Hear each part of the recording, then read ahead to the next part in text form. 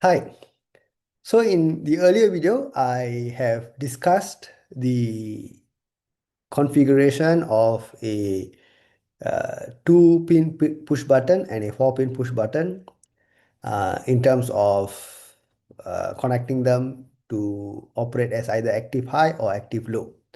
All right, so now let's go on to physically, uh, as in through the simulation, see how to wire up okay the circuit using the breadboard and the components.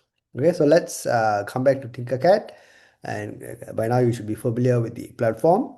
So first we're going to drag out a breadboard. All right, so we're going to drag out a breadboard over here. Now the next thing we need is of course a push button switch.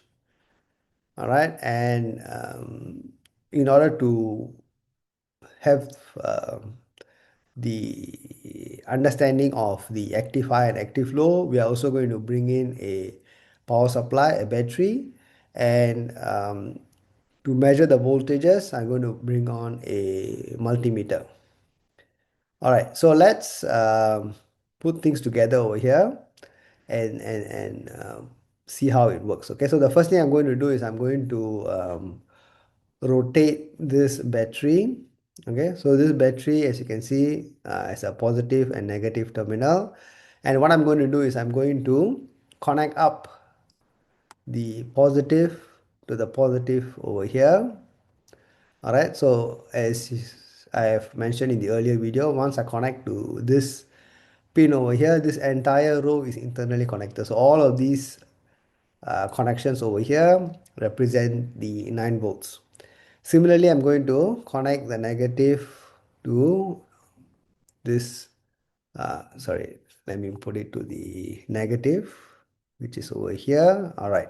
So that means this entire line is all negative.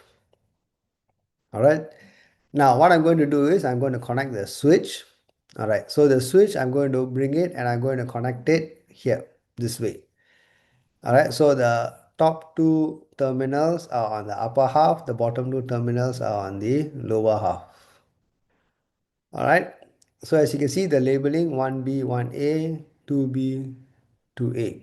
All right, and from my earlier video, we know that, okay, by default, when I do not press the button, the connections are vertical. That means 1B and 1A are connected. 2B and 2A are connected. Okay, and when I press the switch, I create a line, I create a connection across. That means 1B and 2B will connect, and 1A and 2A will connect.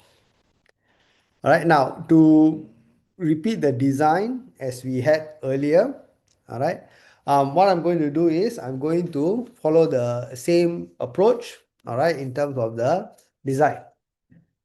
Okay, so what we're going to do first is the active high. Okay, so how do I do the active high? I'm going to bring out a resistor and I'm going to connect it here, okay, to ground. So the pin over here is connected through the resistor and the other end of the resistor is to ground. All right, and diagonally across over here, I'm going to connect a line to the positive. All right. And where am I going to measure? I'm going to measure, okay, this point over here.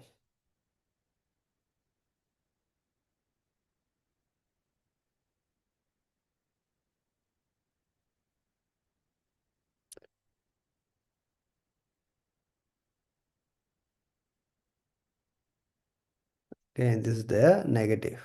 All right.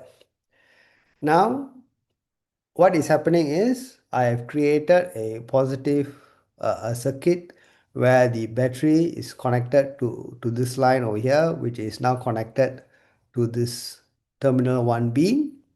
And I am measuring the voltage at this point, which is terminal 2A, diagonally opposite. All right, now let's run the simulation and see. So when I start the simulation, you can see that the voltage that I see is 0 volts. All right, Why is it 0 volts? Because I'm measuring this point, and at this point here is directly connected to the negative of the term of the battery, which is 0 volts. All right. Now, when I press the switch, what do I expect to happen? When I press the switch, I'm creating the horizontal connection, which means 1B and 2B will now be connected. And when 1B and 2B are connected, what happens? That means I am now creating a path directly to the positives of the supply. All right. Which means that I will now read the 5 volts, sorry, the 9 volts of the battery. Okay. So let's go ahead and observe that. All right. So as you can see, when I press the button, I read the 9 volts of the battery. All right.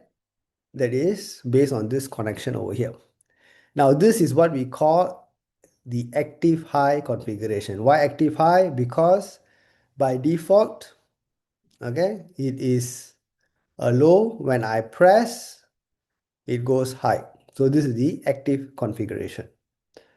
All right. So I hope you understand how to wire up the circuit to give you the active high configuration. In my next video, I'll explain the active low configuration.